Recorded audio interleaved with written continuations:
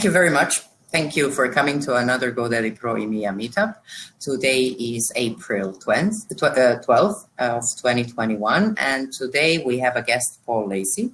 Today, we will be all of us will be talking about best marketing tools, actually best marketing experience with the tools and marketing itself with Paul, because Paul has numerous years of that he has spent in both in marketing and WordPress, and would understand the points and pain points actually of any marketing WordPress business. On another note, GoDaddy Pro. This is Meetup GoDaddy Pro. If you didn't hear about GoDaddy Pro before, it's a set of tools relevant to website management.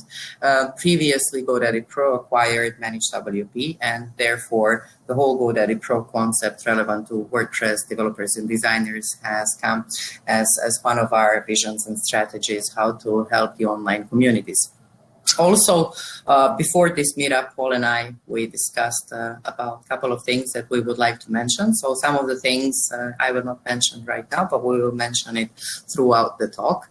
And you will be able to join us. At any time, you can send a question, or perhaps if you want to join us live and open your camera, just send me a DM or send me a chat note so I could actually enable this for you. In the meantime, we will start with the presentation. Hello, Paul. Sorry, I talked too much. By the time you come to actually to say something, it's going to be already end of the meetup. So please, thank you very much for joining us today. When I was trying to make a selection of people who could be talking on best marketing tools, I think you were actually selected by more than 10 people. So when it comes to marketing of your brand or your personal brand, I think you did a very good job first in knowing what you're doing and then being able to share such knowledge. And what I would like to send as a message from the WordPress community is thank you very much for giving us so much knowledge, because it really works and it's helping us to save time. So today's talk is about best marketing tools, and without further ado, I would like to ask you to actually I think first share the screen, because you have a presentation that you want to follow, right? But also at the same time, I would really like to hear, how are you today? I'm doing good today. I've had a busy day live streaming. So it's been this is my second live stream today. So it's fantastic, because earlier on today, about me, just really briefly, my name's Paul Lacey. I'm a WordPress expert, a designer, speaker, and I'm also a Guinness World Record holder as well, and a podcaster as well. And earlier today, we every Monday, sorry, it's Monday today, every Monday at 2 p.m. UK time, we do myself and a friend of mine, Nathan Wrigley, do a weekly news WordPress podcast called This Week in WordPress. And Maya, you were a guest just a couple of weeks ago as well, and will be again in the future. And a couple of the people who I can see in the comments are sometimes there as well. So Peter, I didn't see if you were there today or not, but I thank you for your support. I know you're there sometimes, and Imogen as well is a good friend of mine, and I imagine you might have joined in from time to time as well. So I'm doing good. I'm live streaming for the second time today, and I think I'll sleep well tonight. That's for sure, because I think as live streaming is something that I really enjoy doing, right? But it does take energy. It does take the energy out of you when you kind of center stage. As much as I like being center stage, it can drain a lot of energy and stuff. So I agree fully. Really well tonight. I agree fully, and especially, I admire people who are anchors on TVs, reading different news, really? And being always following the body, and the body language and the expression actually follows the story. And this is constantly happening. I wouldn't be able to do that, because it's not an easy job to be a presenter. No, every day. Can you imagine that? Every single day. Once a week is okay for me. That's okay for me. But wow. Yeah, so I guess I should share my screen, see if that works, and then get started on this. So let's see, I'll share that screen there, and let's go to present. Okay, hopefully everyone can see just a blank blue screen. Is that right? Let's see. Okay, hang on. stop sharing for a minute. Okay. Maya, could you just confirm that you can still hear me? You can see it. Brilliant. Okay, I'll share it again. Okay.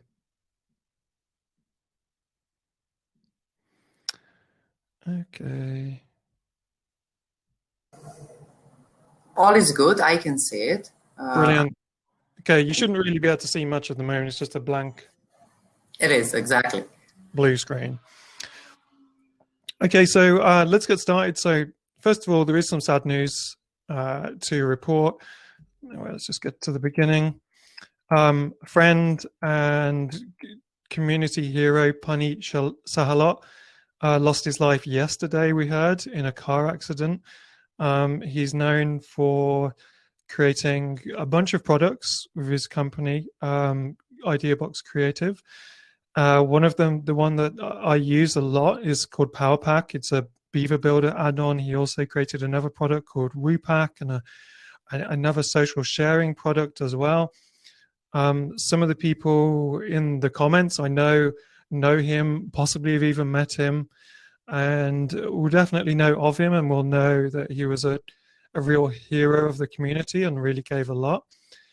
So we're really sad to say goodbye to Puneet. This is the second time today that I've mentioned him on a live stream, and I'm thankful that the first time round I could barely say a word about it. So I've got through that now, and I just wanted to dedicate this talk to Puneet and his family. So I don't know if anyone knows him, but I can't see the comments at the moment. But yeah, we wish his family and friends all the best. Okay, so let's get on to the actual talk. It's going to be quite a casual talk. I don't do slides with bullet points and those kind of things. I tend to just talk through different points, and at any point, Maya, if you want to interrupt or there's a question, you can absolutely go ahead and interrupt at any moment. There's no kind of flow breaking that will happen there at all. So what are we talking about today? So we're talking about, the title of the talk was about marketing tools, right? But the thing is that some of the tools that you use in marketing are not just the software. So I think we often think that we talk about tool, we talk about software. If you ask a plumber and you ask them what a tool is, they'll tell you it's a hammer or a spanner or a wrench or something like that. So I think I wanted to widen this talk a little bit today so that we're not just talking about the top 7 systems that you can use to maximize your email sending or whatever. Because quite honestly, you could just jump out of this talk now and go and watch a YouTube video for 5 minutes that will give you that content. So today we're going to talk a little bit more about some of the woo-woo stuff, a little bit more about the tools that are within yourself, but we are going to talk about software. So if someone is here wanting to have a little chat about software, then we are going to cover that as well. But I wanted to go a little bit wider, and I want to have a simple is best approach to things. I also just want to say that I call myself a WordPress expert, and that is just actually part of my branding as such, because I need the people who hire me to think that I'm an expert. And I am an expert, but whenever I've done meetups like this, I've usually come away as one of the people who learned the most by the end of the talk, thanks to the comments and insights of the people that shared them. So even though I'm saying that I'm an expert and I'm putting myself on the stage here, I would like to say that I'm always learning, and there are going to be people in the comments here that know more about the thing that I'm talking about probably than I do. So I'm completely open to learn and to move forward myself as well. And that's what I love about these kind of meetups, that you get to meet new people, get new insights, and one thing that someone can say can change your life. So there's a little bit of a prerequisite in a way. My assumption is that the majority of you here sell or plan to sell a service or potentially a productized service. So the things that we're talking about today are more in and around that, as opposed to the concept of selling 20,000 widgets or items or products or something like that. I've got no experience in that whatsoever, so I have got no real insights in that. I do have insights and experience wins and fails in selling services and productized services. And also, it doesn't matter how long we can talk about this, we will only scratch the surface. So we're not even going to cover SEO, we're not going to cover ads, we're not going to cover Facebook ads, we're not going to cover retargeting, we're not going to cover viral campaigns. We're just going to stick to some basics here and see if we can, within ourselves, change some of the way that we think about this. Okay. What are we not going to talk about? So your sales will increase 500%. So I'm not giving any guarantees in this talk, I'm afraid. So if you want to increase your sales 500%, then go to YouTube and buy a tool. And maybe that'll work out well for you. But there's absolutely no claims here that we're going to talk about this tool or that tool. It's absolutely amazing. You need it for your business. This is just not my style. So a little bit about me just before we get started. I've been running agencies or my own agency or being a freelancer or alternating between the two for over 15 long years. And in that time, I've made all sorts of mistakes and I've done some things right. I would say I've probably made more mistakes than I've done things right, but after 15 years, I feel like I've made the majority of the mistakes that I can make in business now. However, in the last 4 years, through joining the WordPress community, this is how this started. I started to learn a lot about personal brand, and turned out that that's also something to do with a term that I wasn't even aware of called inbound marketing. So that's more in the last 4 years, and that's directly as a result of joining and becoming active in the WordPress community, just as a person turning up to meetups, so local meetups or online meetups or those kind of things. And realized that as well as listening, I also like to talk. And it seems that sometimes people notice that and they start to invite you. Hey, you like to talk a lot. Do you want to go on the stage? And there we go. So I learned a lot about personal brand and inbound marketing. And now I'm an expert. Now, I really feel uncomfortable saying that. I always was an expert. I've been doing, my own business for 15 years. And prior to that, I was working in web for at least 5 years. I graduated university in 1999, and I was working in a .com straight away. So I always was an expert, but a lot of people just saw me as the web guy. But now people define me as the expert. And that is purely because we go back to this thing about personal brand. So I'm perceived as an expert. I'm even perceived as an expert by my peers who are much more expert than I am. But because I may have moved a bit further than they have on the personal brand front, they think I'm the expert, which is great. And that gives me confidence. It gives me happiness. But most importantly, it's created all sorts of opportunity. I also learned a lot in the last 4 years about tools. And I'm talking about software tools here. And I've wasted a lot of time, and I want to save you that time. And I've wasted a lot of money. I don't know if this is a lot of money, but it is to me. I've probably spent in the last 4 years $10,000 to $20,000 on software. And I've probably used 5% of that and probably used 2% of it to any, useful amount. So I've wasted a lot of money on software. Worse than that, I've wasted even more value in time playing with different software, buying SaaS tools, experimenting with this, and looking at other people's blueprints, believing the hype, getting caught up in the echo chambers of online Facebook groups and social media. And I want you to avoid that anxiety. I want you to avoid that stress, and I want you to avoid the needless failure. Now, there's nothing wrong with failure. I do it all the time.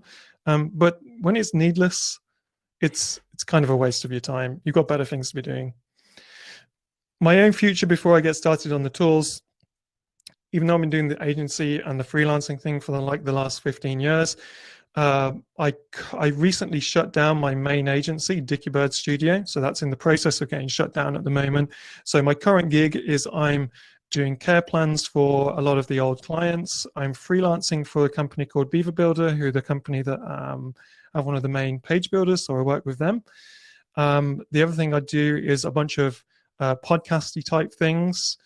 And my future personally is probably no longer in the agency and freelance hustle. I've been doing it for so long. I need a bit of a break from it.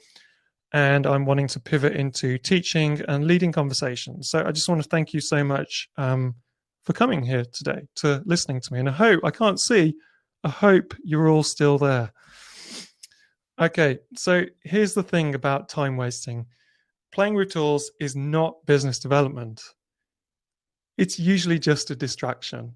Okay, so I think one of the things that not all of us, but a lot of us are susceptible to this, that we look at some tools and we think that if we buy that tool and we put it on our website, or we buy that tool for our client and we persuade them to use it, that is moving forward. It's not. It can be sometimes you might get lucky, but the majority of the time, you're avoiding the real strategy. You're avoiding the real things that you need in life, the real things that your business life or your business needs in life, and the real things that your clients and your customers need. Because it's much easier to go and buy a tool for $50 and try and implement that and convince yourself, delude yourself that is progress. It's not. It's a distraction. So in this talk, I just want to say no to FOMO. Say no to overwhelm and take a less moving parts approach. A less moving parts approach is something that if you're interested in that, go check out the Jim Galliano podcast. His whole approach is about less moving parts in business. He's been my personal business mentor for the last couple of years, and he has completely helped me pivot away from just the daily hustle. So say no to FOMO, fear of missing out. So just because you see someone else using a tool, or just because someone on YouTube is using a tool, it doesn't mean it's right for you. And honestly, I just got caught up into that. Okay, is there any questions you got at this point before we go into the actual tools?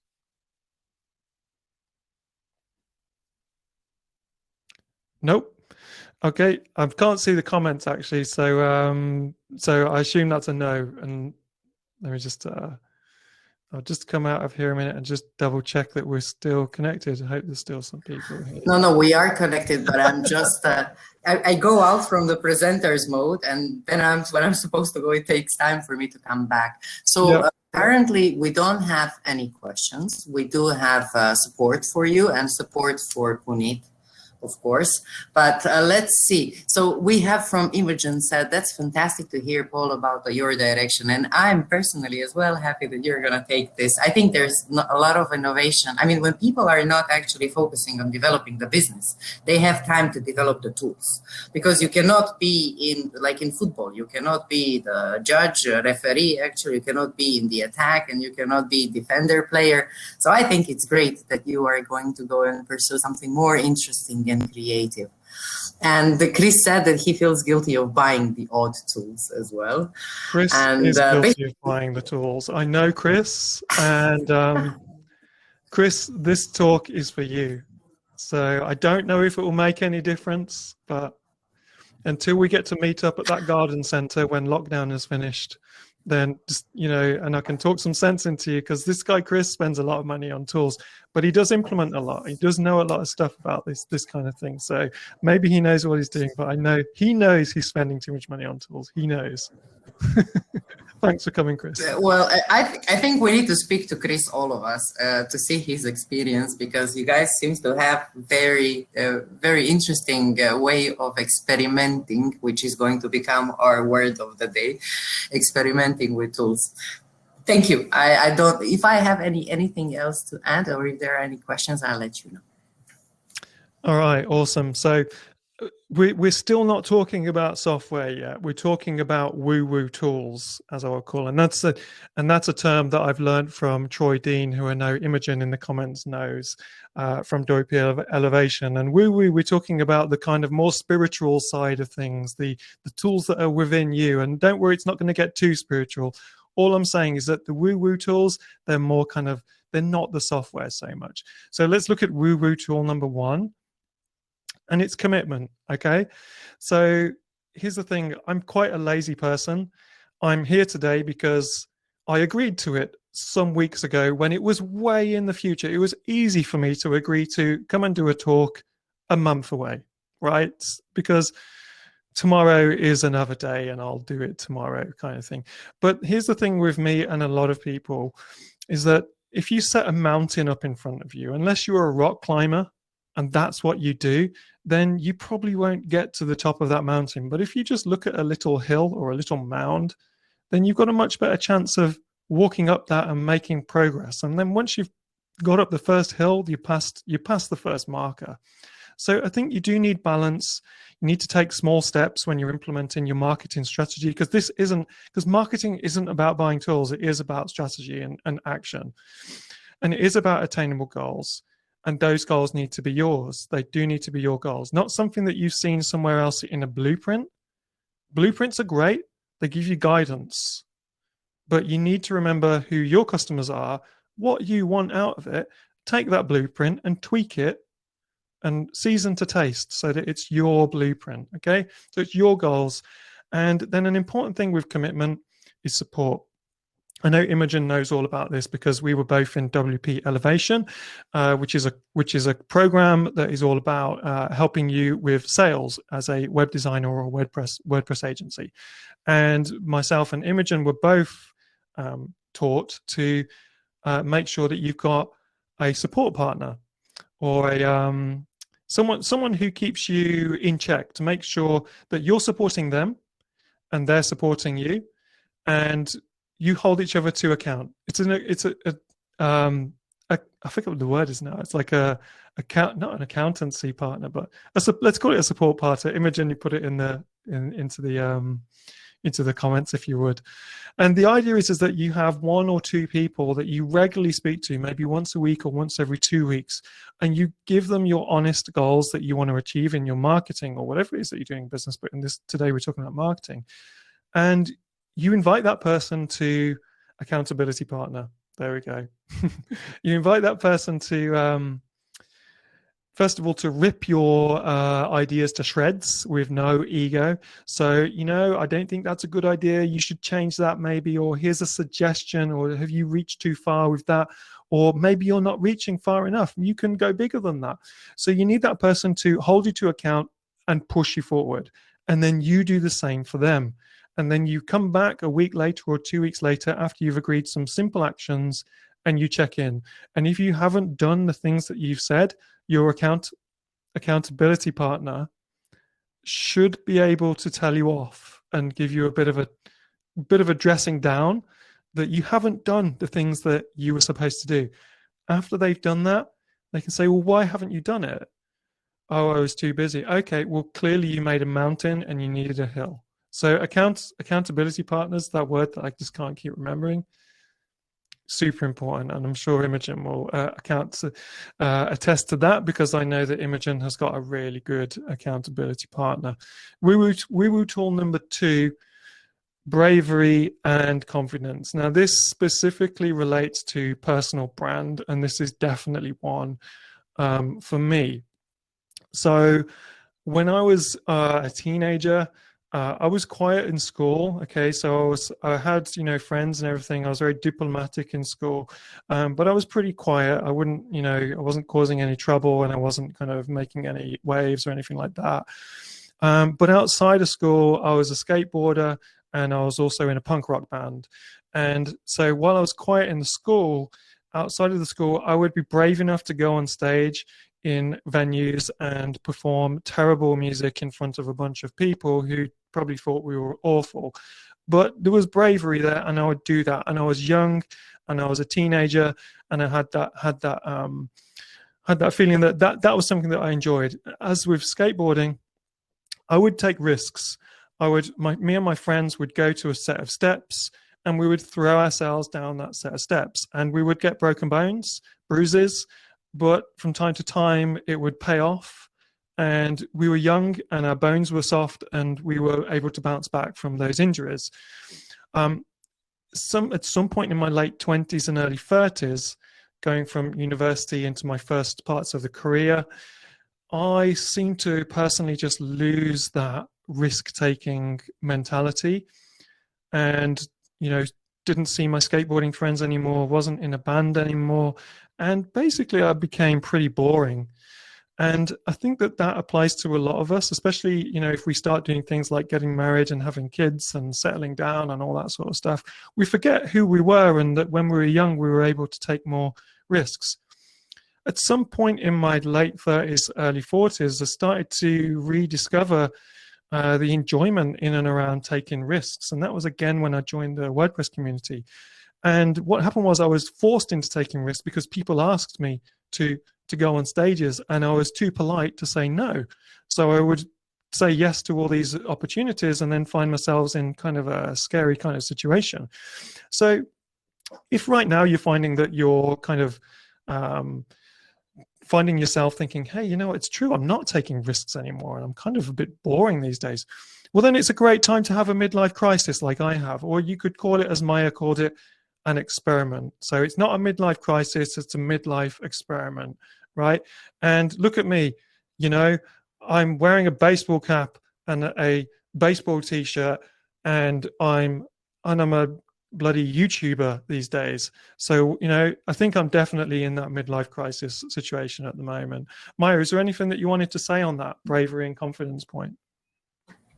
Well, I think it's important. I mean, regardless of the knowledge that we have or the intention that we might hold behind to help the world or do anything else, I think what we have to actually do first is to encourage ourselves. And I think people are making it wrong when they think that they are not good enough or anything. I think everyone has good qualities and can tell you something what you really didn't think of or you didn't know. Even one sentence can save someone's lives.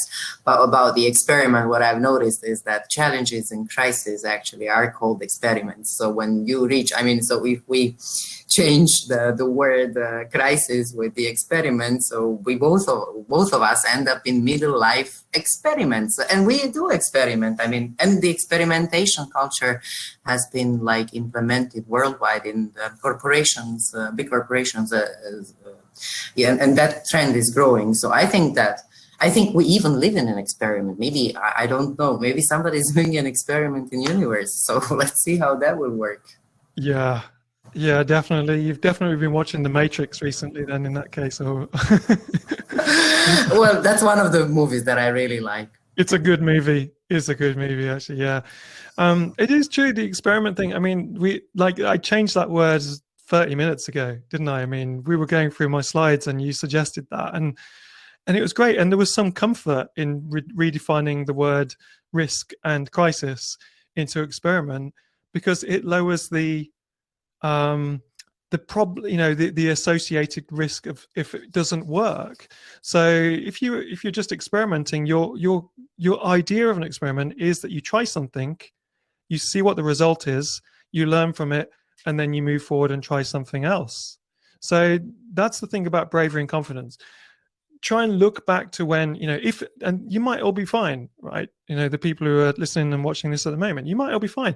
But if you think, oh, I can't do that. I can't, you know, go on a podcast interview. I can't make a video. I don't want to send a video to my clients or anything like that. Experiment. Nothing terrible can happen with that. Just one moment. I just need to let my dog out the door.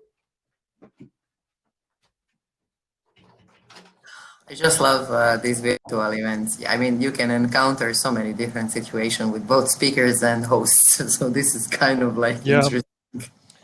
Yeah, this is the problem of having a dog that is absolutely obsessed with me. She bring her in. Be with It's me okay. all the time, but sometimes she wants food as well, and then she has to go out the door. If she wants to talk about WordPress, just bring her in. It's fine. I think that's what she wants to do. Actually, I'll bring her on camera in a minute. Actually, she's gone out the door now. So woo-woo tool number 3 is focus, and we've already gone over this to a point. It's the stuff about FOMO and tool addiction. So if you start getting your strategy together for your marketing, it's the point that you're about to start working on that is the most risky point, when you're going to start getting attracted by tools again, peer pressure, and something called gas, which is nothing to do with the thing that you get if you eat too many vegetables or too much fiber. We're talking about gear acquisition syndrome. So this is where, again, you're just buying all the stuff. So at the moment you're about to implement a strategy, stay focused, stay pragmatic, and rely on an accountability partner if you've got one. I really recommend it. I've got one. Okay, so is there anything you wanted to chip in at this point? I left a blank slide here because that's the end. Thankfully, you'll all be happy about the woo-woo tools. Please, if there is anyone who would like to unmute himself, and I can also give the rights to show on screen, please let us make this discussion. It's always better to see other people's opinion and experiences. That way we can actually prove whether Paul Lacey here is talking us some truth or this is something what he read on the internet. But knowing him, I don't think he reads that much internet. I think that he likes to actually feel it on his own, right? To get a grasp of it. Well, right. I don't see anyone like raising a hand or sending a message in the chat for a live discussion. Okay, you continue, and then we see later when the discussion starts, actually. Cool. Okay, so we're zoning in on the type of marketing now. So basically, I've tended to be more associated with inbound marketing versus outbound marketing. And that's because I haven't reached the point where I want to take the experiment too much about outbound marketing. That would be the next step for me, whereas I've found a lot of success in inbound marketing. So I just wanted to sort of briefly define inbound versus outbound marketing, and I'll definitely get this definition wrong, but I'll just say it as I see it for myself. So inbound marketing for me is more around personal brand or building a brand and creating buzz and a bit of noise around who you are or your company or what you're doing. And as a result of doing that, opportunities start coming to your direction. It's kind of like creating a magnetism around your brand or your service or yourself. Versus outbound marketing is typically advertising, AdWords, and remarketing and that kind of stuff. So you've got your product and you're pushing the product or the service out, as opposed to defining yourself or your brand as a market leader or as an expert, which is more of the inbound thing.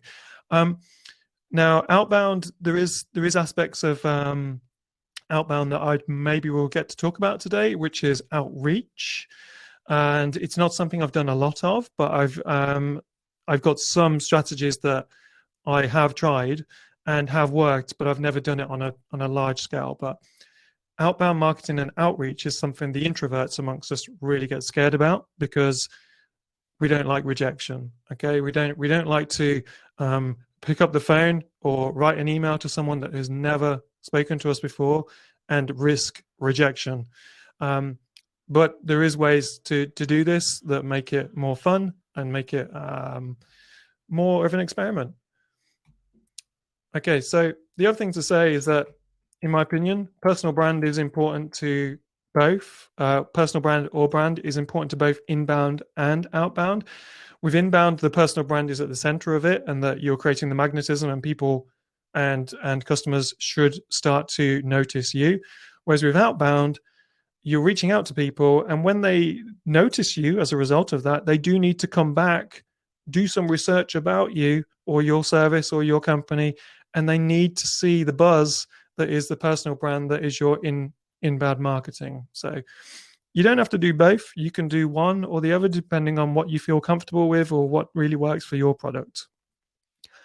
This, what we're seeing on the screen now, is my absolutely simplified diagram of inbound marketing. So even though it starts with you as the brand first, the order that the customer tends to see, or the potential client that you might have if you offer web design services or something like that, is that they will see content. Your content needs to be amplified, usually through social media and that kind of thing. As a result of that amplification, the buzz will happen. That attracts the customers towards your brand, which in my case is me. And then from there, that's where some of the tools start for the bit between they heard about you versus you actually start a one-on-one relationship with that customer to sell your service or your product. So you saw here that brand was third in the order of play here, but I'm going to focus on brand briefly first, because if you're trying to create these different aspects here, then you need to you usually, if you're starting from the beginning, need to do them in a particular order. So your brand is the first one that I've highlighted here. And if you're a personal brand, then start with, my assumption is that you've got a good product or a good service. So if you don't have those things, then you're in trouble from the beginning. So make sure you've got a clear, good, simple to explain service. I've made that mistake a ton in the past, where I've been much more successful personally as a freelance solopreneur than I have as an agency, because whenever I've tried to be an agency, the pressure to start offering full service and going outside of the things that I'm an expert in, so going into SEO, going to Facebook ads, is there. And I've never been that good at being an everything. I've always been better at being a designer or a consultant. Okay, so if we look at your brand, if you're going for a personal brand, then you need to, some of the tools that you need are, first of all, perhaps a uniform. And I don't mean, a traditional school uniform or a military uniform or something like that. But if you want to build a personal brand, then it's probably a good idea to visually look consistent when people see you. So have consistency to your social media pictures. When you're on live streams or videos or anything like that, there's some consistency. It might be what you wear. It might be your backdrop or something like that. So in my case, I'm, as we've spoke about, having this midlife crisis at the moment. It's probably, I've had the fast car one before. I've had the start skateboarding again one before. Now I'm having the dress like a snowboarder one at the moment. So my uniform at the moment is, my baseball cap with a WordPress branded logo usually on it. Currently, the one I'm wearing today is my own logo. Usually a kind of American style baseball t-shirt with something fun on there, and I'm confident in that. And I feel that obviously, in the old days, I never would have gone to a business pitch wearing this. I would have been laughed out the room. But that's the thing. My inbound marketing has created a situation where I can wear that if I want, and people still think I'm not a jackass, and they still think I'm an expert. I hope they do. But because I'm visual, I need to have a good camera and a microphone set up. And this is something I've recently really upped my game on. So I've got a really good camera now. I've got a really good set of microphones, and I've worked hard creating the backdrop. So if I turn the screen share off just for a minute now. So we go back to, this is me here. So you can see my light peeking in because I had to move it to allow the dog get through the door. But you can see my camera is good. You can see my midlife crisis clothes. You can see my good microphone that sounds excellent and gives me confidence and stuff like that. And you can see this cool backdrop here, which soon I'm getting a nice picture of space for the back there as well. It's on order at the moment. So this is what my customer's first impression would be. Or if it's not a customer, it might be someone that I met, like Maya. When I met Maya for the first time, I made sure that my camera was working properly and everything looked good. And I wanted that first impression with Maya to be good so that she would feel confident inviting me to do a talk like this. So if we go back to my presentation, I'll show you what the reality is. So here's the good version that you can see now, right? And I'll show you what I'm actually looking at. It's embarrassing, actually. Right, so let's go to the next slide. So here's the reality. This is actually what I'm looking at the moment. And what you got there is my my Mac, the one I was talking about earlier, a couple of my payment card there. There's a couple of various pairs of headphones. I'll just say that I didn't get any of the free headphones from Wix. So thanks a lot for that, Wix. You can see my camera there. That's a Canon M50, and I've got a Shure MV7 mic.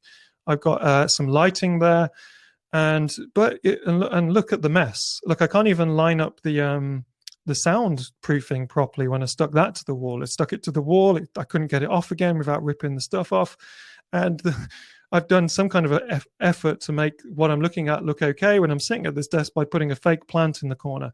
But as you can see, if you compare that to, the fake reality of what you see there, it looks a lot different. So you don't need to have a whole studio. You just need some consistency. And I think we measured it, didn't we, Maya? It was approximately 1 meter 20 Yeah, by 1 that meter was my 20. assumption. That was my Yeah, assumption, and I got it. I need a giveaway for this. I think I won yeah. the contest. You do. Yeah, it's too late. You've already won it. Ah, yes, Um, we could have asked the attendees actually what the size is, and then see who wins. that's right. And but also I forgot to mention the lighting as well in that gear kit in that list. Good camera, good lighting. It makes all the difference. You can find all sorts of stuff on YouTube about tools to help your visual sort of video game get totally upgraded. I've got a light in front of me. I've got one to the side, and you can see this blue thing behind me. This is a light that's shining at the wall, and I can change the color to something different. What have we got there? It's not really doing much at the moment, but let's just see, make it brighter. It doesn't seem to want to change color too much today, but I think it's got a more of a purple color now. And thanks, Peter. And yeah, the reality is funny, isn't it? So the backdrop is consistent from now on, and when I'm live streaming or talking to clients, it doesn't matter. I want to make sure that that is ticked off my list, and I've bought the tools. Yeah, I did some gear acquisition, but I've bought the tools, and I'm pleased with the tools. And I think that the visual presentation is way more professional than I had, let's say, a year ago or something. Okay, so then back to the presentation, and there we are. There is the reality right there. So you don't need a big space, good backdrop, and a bunch of tools there that you put there to do your live streaming or your videos to your clients. And the reason I talk about video is because I think it's so important to have video communication with your clients. They need to see your face, they need to hear your voice, and they will gain confidence in you as a person and the service that you offer. Okay, so we're actually getting into some actual tools now and resources. So I'm going to drop out of the actual presentation mode and look at a couple of tabs here now. Content for me. So creating content is the thing that is able to be amplified so that people know about you, right? So some people write blog posts, some people do live streams, some people stand on the stage and do presentations, some people do podcasts, some people do YouTube.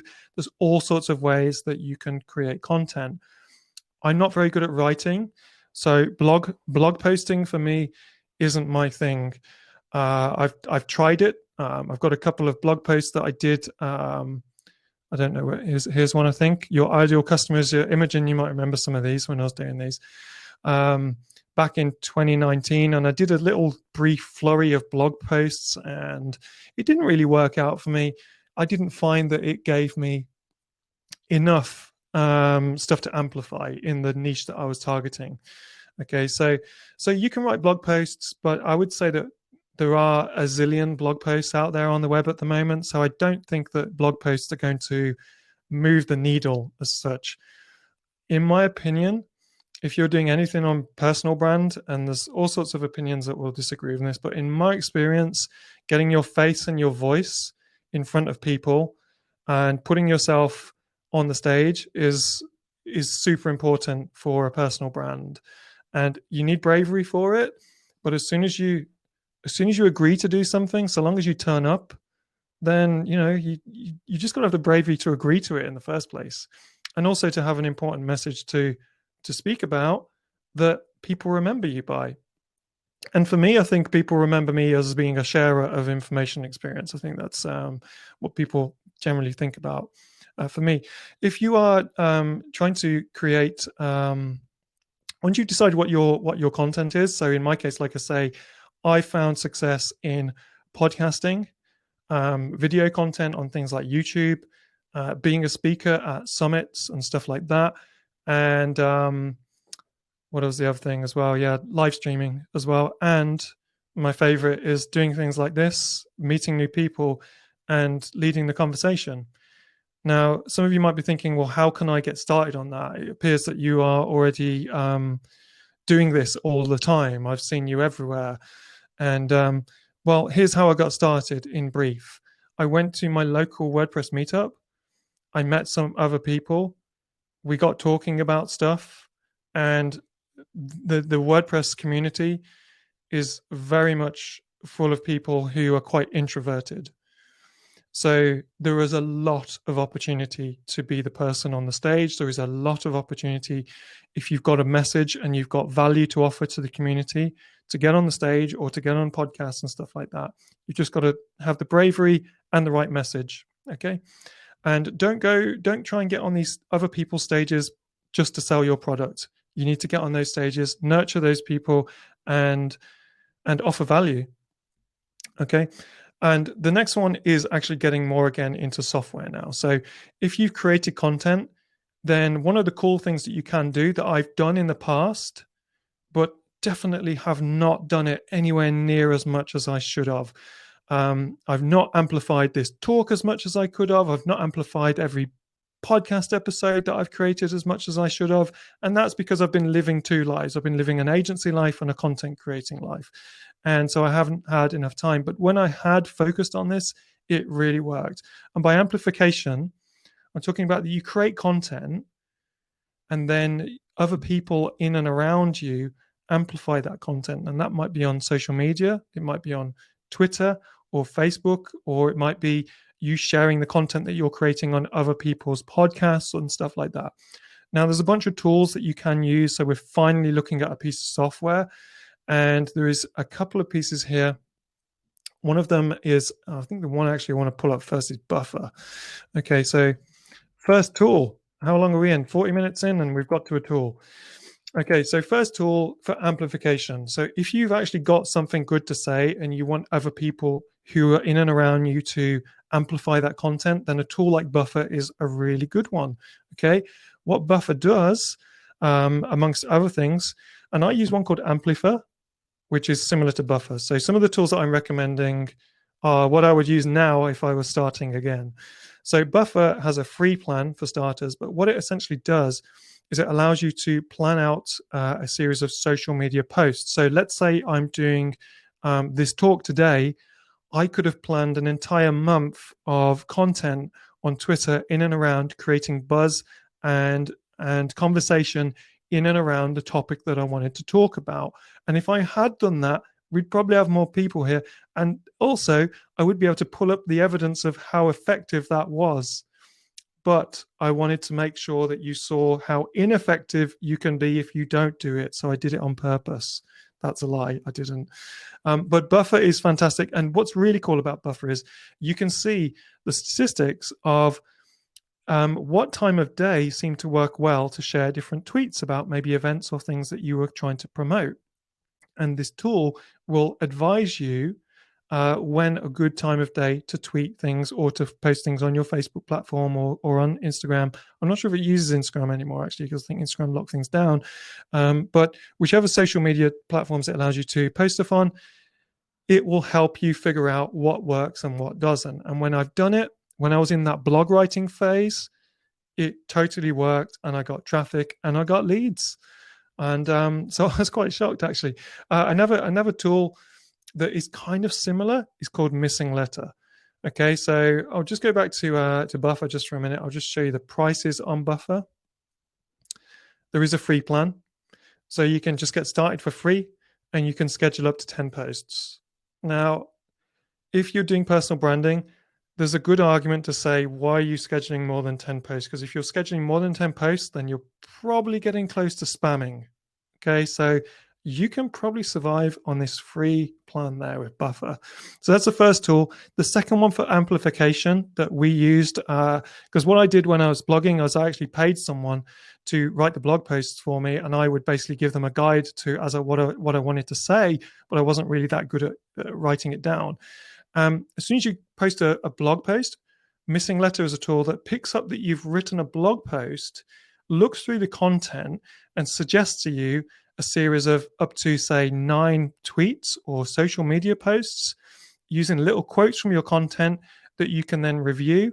And it gives you a guide to sort of say, do a post on the first day, do a post on the second day, then 2 weeks later, then a month later, then 3 months later, then 6, then 9 months. And what it does, it makes that one piece of content be amplified throughout an entire year. So it's a fantastic tool for that. It's similar to Buffer in a way, but it's a lot more automated in that you create the blog post and then it automatically even suggests the different things that you could say, the different images that you could share with it. You get to tweak it before you push the campaign live. But again, it's very affordable. There is a free plan. If you only use Twitter, then you can go with one workspace, one social profile, Twitter, for instance, and up to 50 scheduled posts. So 50 scheduled posts would be probably between 5 and 10 blog posts. So if you were planning on doing a blog post every month, then you could probably just about get away with using Missing Letters free plan. If it's really starting to work for you, then the next plan up is the solo at $19 a month. Okay, so that's amplification. And there's nothing better, though, than amplification than amplifying other people's stuff. So I see people on Twitter who have amplified some of my posts before and some of my content, and I always feel indebted to them, and I make sure that I do the same back to them. So on social media, it's a if you scratch my back, I'll scratch yours type situation, and help other people out, they will repay you. You always get back more than what you give in this kind of scenario. Maya, is there anything you wanted to say on creating content and amplification, or is there any questions at all about that at the moment? We don't have any questions at the moment regarding this. There's a lot of support for missing letter, okay, Yeah. which is great, and that's one of the things that I should look into. But I think that, I mean, creating content itself, it's very hard. I mean, whoever hasn't tried creating content, he doesn't know what the pain is. But then again, amplification of it, it's another perspective and another dimension of how this message that has been wrapped in some type of either a text or a video has actually been perceived by other people, and what type of impact is making. So I think that besides creating good content, I think that its amplification, it's really important. It's the part which cannot work without content cannot work without amplification. Yeah, and before in the past, where I've got it wrong previously, noticed and wasted time and effort, it's where I've either created poor content and tried to amplify it, or I've created brilliant content, by my standards, and then not amplified it at all. And so it's kind of like it's very easy to get the balance wrong with that. So the ideal scenario is that you've got enough time to create good content, and then you've got enough time to amplify it. And if you do commit to using a tool like Missing Letter or Buffer, and you've got the time, and it is part of your strategy, I'm not telling you to use these tools if it's not part of your strategy, but it is part of your strategy, then it will save you time, and it will create the habit of amplifying your content for you without you doing it if you're too lazy like me. So, yeah. It's kind of, I mean, just now Imogen said, and I totally agree, consistency really is the key to produce and amplify content. But then again, consistency is actually based on the strategy. So we move actually again to the beginning. So what is the strategy that we want to implement? And again, even though you might make great content, it might not become actually organically seen that much, but you would need some amplification tools and some perhaps investment and perhaps assistance from any kind. So see, I sometimes, for instance, for me, when I create content, it's very hard for me what type of content will prevail. Is it going to be a video content? Is it going to be a text, or is it going to be a blog content? What people would, I mean, it's like a lottery, when you create content, you never know what can go high and what actually will not have any visibility. Yeah, I totally agree. I mean, it's difficult to know what to write about, isn't it? I mean, I struggle with that. And that's why I focus more on audio and visual content that helps build my brand, because I know when I'm creating any piece of content, I'm usually trying to focus on one key message that I want to get across. And in this talk, it's not about use this tool or that tool. It's about have focus on what you want to achieve and keep it simple. That's the one thing that I want people to take away from this, that have that focus and then put all your effort into creating that brand and amplifying it and then bringing those leads in. I want people to keep it simple. Now, for me, I find audio and video content much easier because it's usually collaborative. So it's usually, let's say it's an interview, whether you're being interviewed or you're giving the interview, or it's on a meetup and there is people to interact with. But when you're sitting in front of a document that's blank and you're trying to come up with ideas, I personally find that really, really difficult to do. So even though the scenario of putting yourself in podcasts and videos and live streams and speaking gigs and stuff like that is scarier, for some people, once you get over that fear, it's actually a ton easier than the things that people are doing where they're writing tons of blog posts, which to me is like amazing, an amazing achievement for those, that people can do that. I'm really envious that people can do that. And I've seen some of the people who are in the comments today. I know that they create fantastic content, and I hope it works for them as well. The thing is, if you're amplifying your content, you've got good content, you've got your good brand and that kind of thing, then with inbound marketing, the ideal scenario is that leads start coming your way. Now, that did happen for me. In my case, my agency, Dicky Birds, which I'm currently is more or less shut down now, was a white label partner agency. So we would build and design websites for other agencies, marketing agencies and design agencies. So me being out there as a WordPress expert was super important. And also definitely for a long time, and probably still now, I was generally thought of as someone of an expert in Beaver Builder, because I created a few YouTube videos and did a few things in and around Beaver Builder.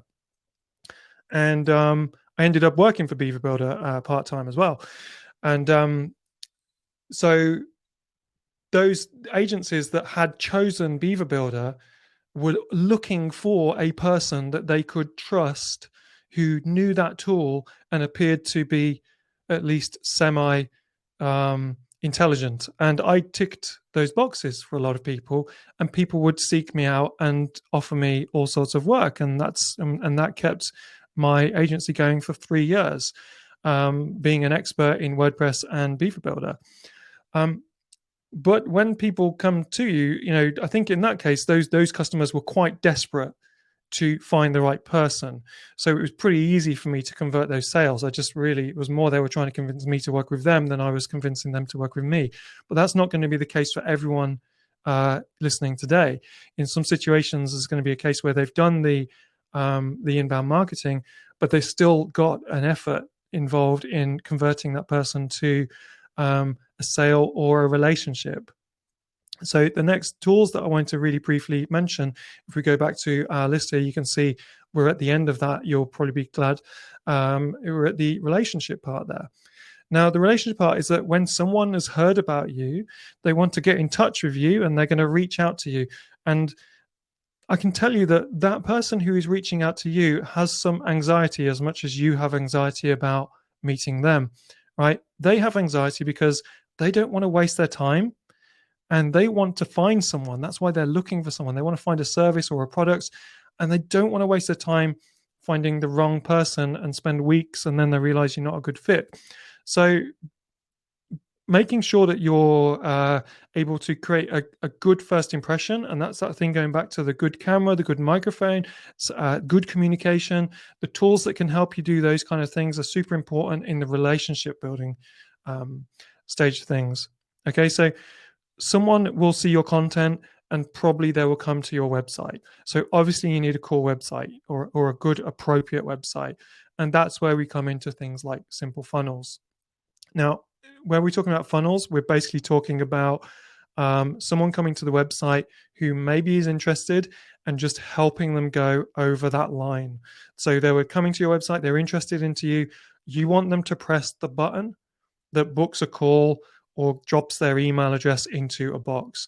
And usually you might feel that you need to offer something in that. So they saw your content, they get to your service page, and you offer them something very, very relevant. Now, this is why it's tricky. If you're a full service agency and you're trying to do everything, it's very difficult to know who you've attracted.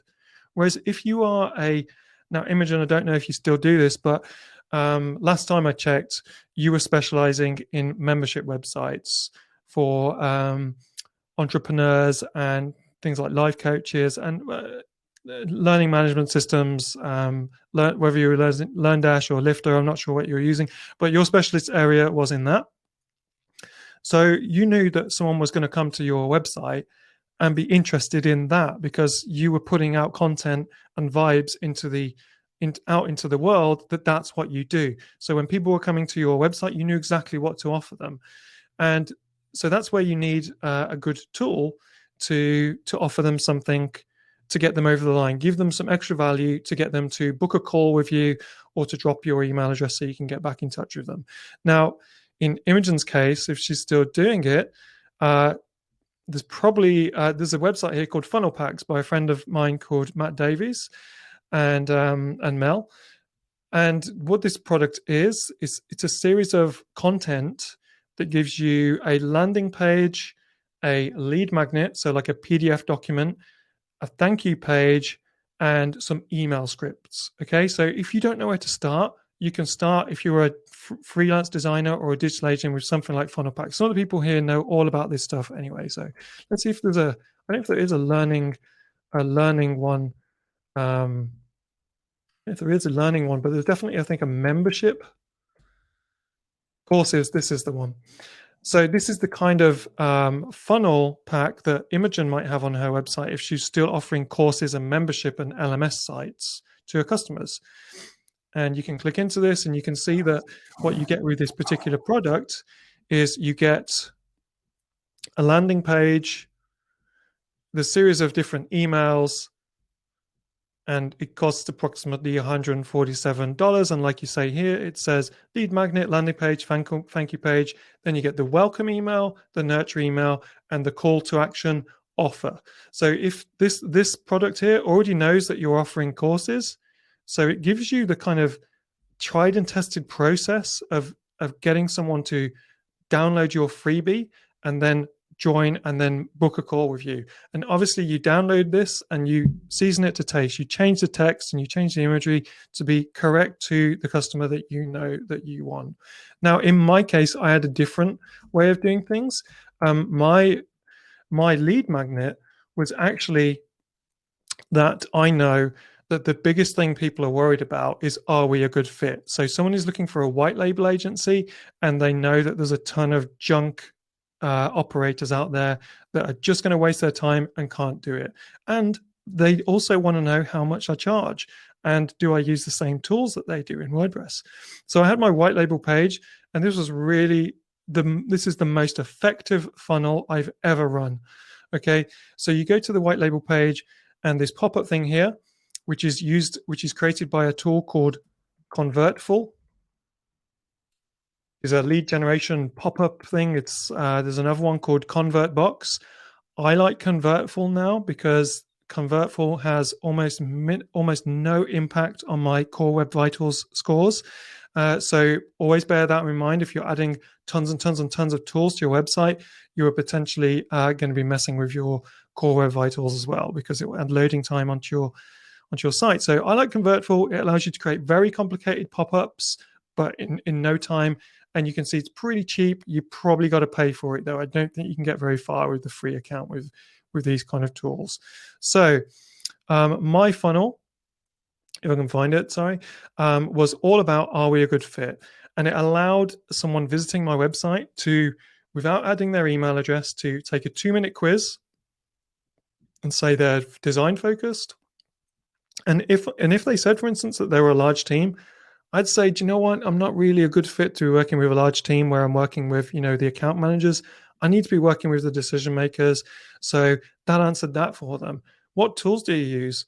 Well, I use Elementor and this. Well, I don't actually. I use Beaver Builder and GeneratePress. And depending on what you picked here, at the end, it would tell you if you were a really good fit or just a potentially quite good fit. And then it would ask you what kind of, how do you, when you're looking to hire someone, how do you want to pay? And if someone said per hour costing, that's not for me. I don't want to do that. I don't want to be a commodity. I want to be a valued part of their setup. So project costing or retainer was cool for me, and they would be able to move forward. And you can see that within a minute, And all this was just the budget. So back, then it was like, if you're in the UK, let's click on EU. You'd be able to click and choose the different options. And depending on what you said here, would give you a different message at the end. If you said that this was your budget, it did allow you to move forward, but it did say that, the budgets normally start around this kind of price, etc. At the end, you're invited to drop your email address into here, and these are the answers. Oops, here are the answers here that you can see that it gave. So this was using Gravity Forms combined with Convertful and WordPress, obviously. So that was a Gravity Form quiz, and here is some conditional answers. And even though I said that they didn't need to give me the email, they didn't. They were able to decide if they were a good fit for me or not, with no requirement to give anything. They would fill this in, and then what would happen is my autoresponder would send them an email from me, which I think at some point had a little video in there saying hi from me, so they saw my face and they heard my voice, and they could break that barrier if they now feel like they've met me, and it would invite them to have a meeting, and they would be able to book a meeting with me using my Book Like a Boss tool. Now, if I was starting again, the tools that I use were different then, but probably I would still recommend Convertful completely for pop-ups on your site. In terms of if you're looking for an autoresponder that will send the email that invites them to have a meeting with you, then something really cheap and simple to use is MailerLite. I don't know if they still have a free plan. Yeah, they do. They have a free plan up to 1,000 users. Now, I currently have 3 main clients. So, that's going to be absolutely fine for me. I've got 60 or 70 care plans, but active clients I'm working for, I've now only got 3, and I'm busy. So unless you're actually sending email newsletters, then on a lot of these situations, you can use the free plans. You might want to use something within WordPress. So you might, instead of going with combining this tool and that tool, you might say that, do you know what, I want it all in WordPress. So Fluent CRM or Groundhog are options whereby you can put lead generation forms and quizzes on your site, have them added to your system, and have an automation send them an email inviting them to have a chat with you and go to the next step. So you're trying to make the as soon as they get to your website, you're offering them more value, and you're reducing the friction with these tools. In terms of booking calls, I probably these days would recommend Calendly over anything else, and probably would also suggest going with their paid plan, ideally, because it's only $8 a month. And it has things like workflows in there, SMS notifications, and reporting as well.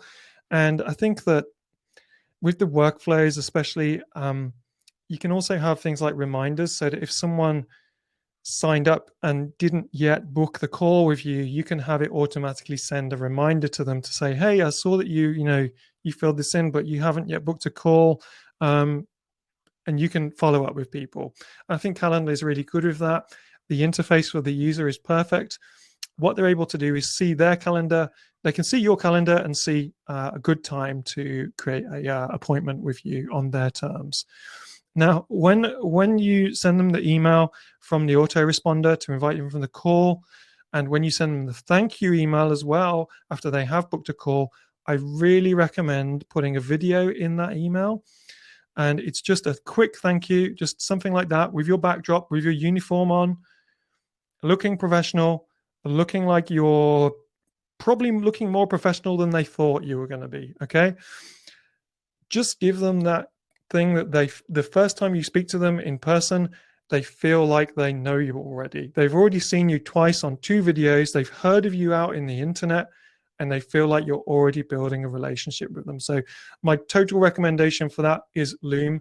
And I think you probably want the paid plan with Loom, which is $8, because I think that you need, for instance, things like call to action. So you can have a video, and you can have a button in the video that allows someone to click it and book a call right from the video. So if they come out of your email and they watch the video, they can still book the call from the video. And the Pro one as well, where you pay, allows you to do things like choose the thumbnail that shows up in the video, because it tends to always pick a really awful facial expression that you've been pulling at some point when you were speaking. So I think it's really good for that.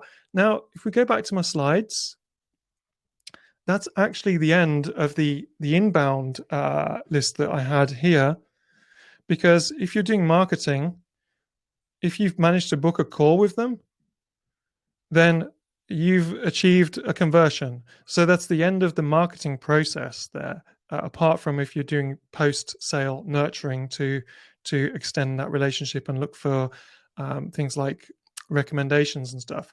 So I've got some more things to talk about outreach in a very, very briefly, but I think this is a perfect time to, Maya, for you to kind of chip in and see if there's any things that some of the people might want to talk about, or things that people are supporting in some of the comments there. I'm just going to close this door.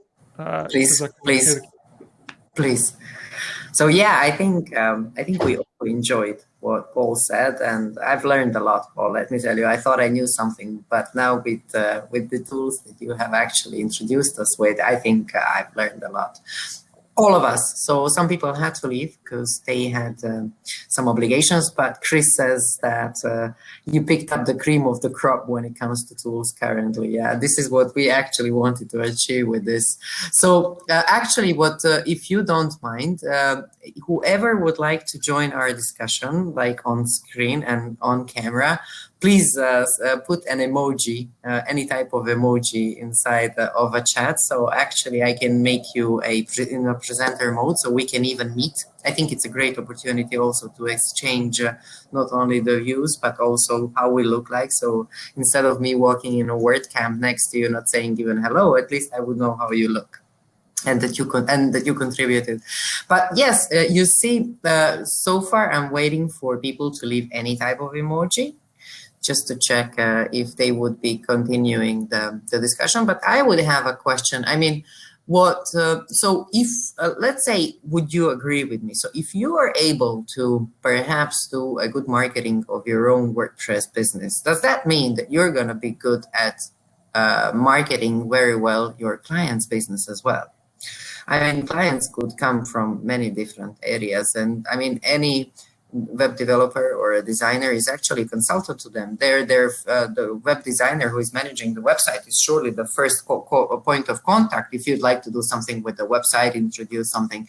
So how does this, so if we say that we manage to develop business development of your own agency, how do we consult the clients on the same topic as well? I think there's some areas where that works, and there's some areas where it doesn't. Anyone who is, has kind of expertise in what they're offering as a service is always frustrated when the marketing agency, let's say you're the web agency or you're the web designer, right? And then you're working with a client, and then a marketing agency comes in and starts telling you what to do, and you're like, you don't know what you're talking about. You don't say that, but you're thinking you don't know what you're talking about, but somehow you seem to have the authority with my client, and I've lost my position now, which is, awful situation to be in when you're become just the task manager at that point. Now, so I think that you don't want to be that person as well. You don't want to be the person who's not really an expert in marketing for another company. You might have done a good job marketing your service, but you might have absolutely no clue how to market someone else's business. And this goes back to the tools. If you bought all the tools and you're kind of like chatbots are cool, then what you see a lot of people doing is like, hey, client, I think you should use a chatbot. That they'll give you 1,000% increase in something, and you will do really great. And we should do a chatbot. And I bought this chatbot for $49 lifetime, and I want to use it for you. And I really think you should do it. And we decide to kind of put our experiments onto our clients, even though we haven't got any proven experience with it. We're just like, oh, we think that's cool. We saw some video about it. I want to try it. So I would say avoid that kind of way of thinking. However, let's say you have worked a master funnel on your website, and you are a web designer, right? So web design these days isn't just making things look nice, right? It's making things that convert for your clients. So if you're working for a particular type of client, you're designing a solution for them that converts them a sale or an inquiry or something like that. Now, if you've implemented a really good funnel on your own site that drew them in, it gives you the opportunity to have a conversation with that client and say, hey, do you know that the reason you're working with me is because you were in a funnel that I created and you converted into a sale? And I think that you could do that with your business because I've looked at your website and you're not doing it. So how about we implement a simple funnel on your website? And for me, because I worked with a lot of agencies, I helped a bunch of agencies implement a "Are we a good fit?" funnel on their websites because everybody really liked that idea.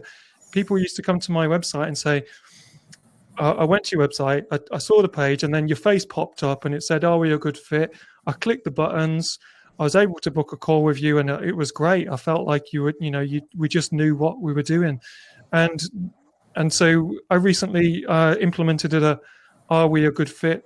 Funnel on a divorce lawyer's website in Seattle, and it was basically, you go to the website and is you and your partner who are divorcing, are you amicable? Yes or no? If you're not a good fit for this lawyer because this lawyer is all about, let's just get this done quickly and cleanly. Yeah, you both want to move on in life. You both want to get divorced. No one's trying to have a big fight here. You just want to get it done quickly and cheaply. And they were able to put a 2 or 3 question funnel in place on this website that allowed people to sort of say, yeah, the reason I want you is because me and my wife are ready to end this. We're still friends and we just want to get it done. We just want to get it done. We don't want to spend $10,000. We want to spend $2,000. And then for those people that they identified, they would say, that's us. $2,000, we'll get it done quick for you. So if you've got expertise in the funnel, I think creating funnels is definitely something web designers can implement for their clients. But if nothing you've ever done before is in and around Facebook ads, then you've got to ask yourself a question. Do you have any right, or is it the right thing to be doing to offering clients things that you think are cool because you bought a tool that you've got no experience in doing? So I think there's some things that transfer nicely and some things that totally don't. Sure. Thank you for your answer. We already have a question by Barry. Barry is asking, so what tools are available to measure results from these tool investments? I think you're the right person to answer this question. I don't think anyone else can answer this question. To measure results of the strategies that you're... Of the tool investment. I mean, now that you're supposed to, at least this is what I'm trying, at least this is what I got from Barry's questions, is like, yeah. Does the investment actually proves the measured results? I think, Dan, here's, I'll be really honest about this.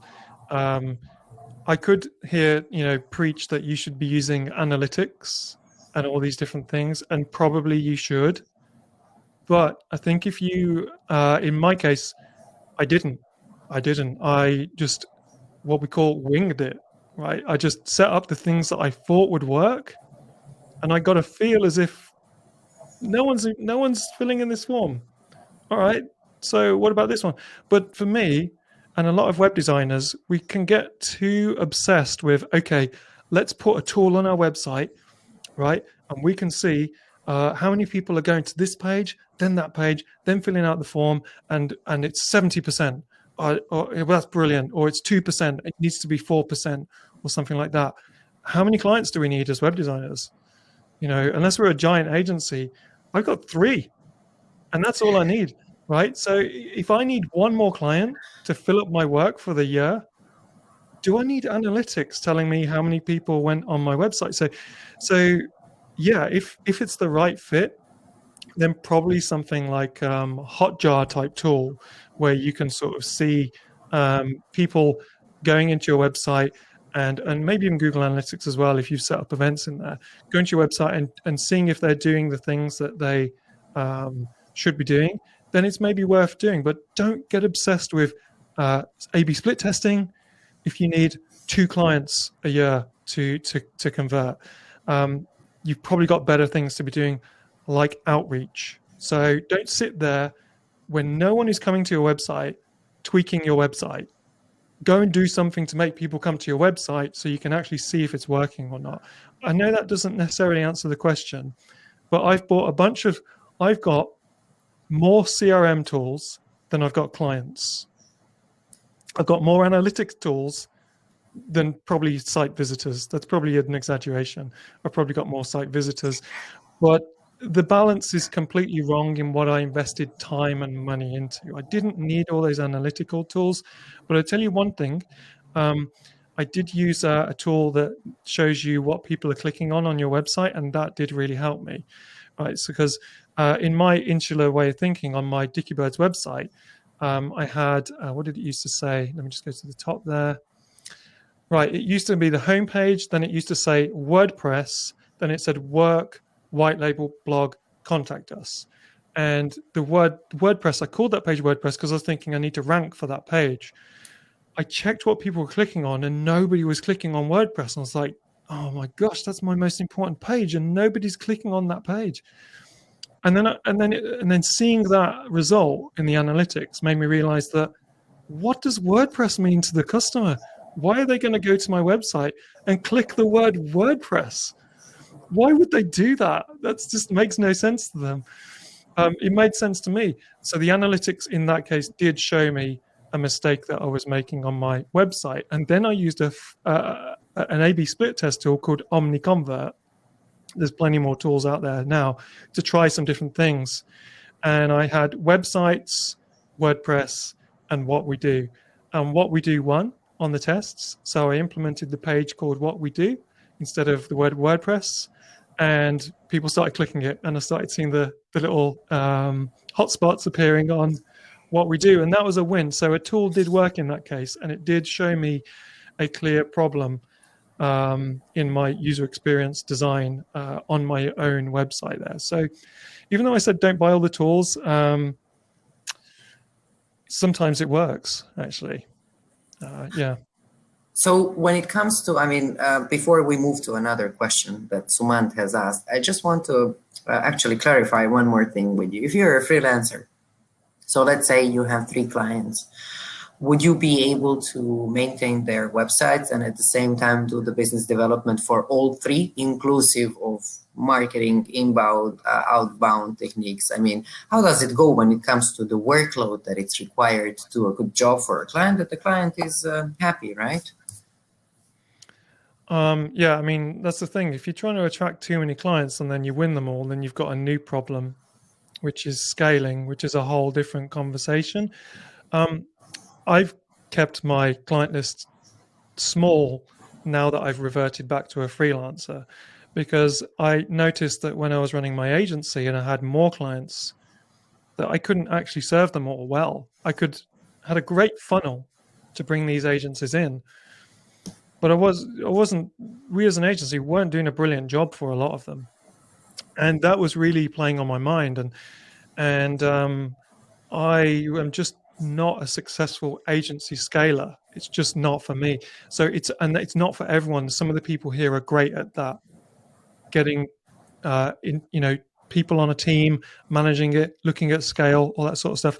I'm not. I'm more comfortable being the freelancer and the consultant and the expert and coming in. And that's why I've only got 3 clients now, apart from all the support and care plans that I've got, which is a different kind of side business in a way.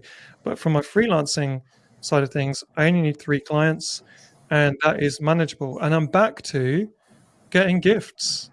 So I've got a bottle of whiskey that somebody sent me downstairs.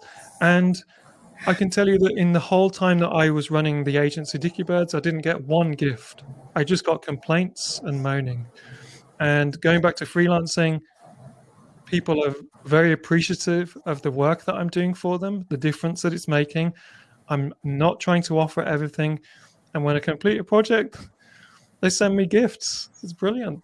That's awesome. And another question for some people who might be freelancers starting their business or perhaps already experienced. So how do you propose to your client different marketing tools and then they choose based on the cost? I mean, because I believe they share the cost, that the cost is not included in the retainer price. Or how do you explain what Barry is trying to ask? How do you explain the investment and then the potential profit out of it?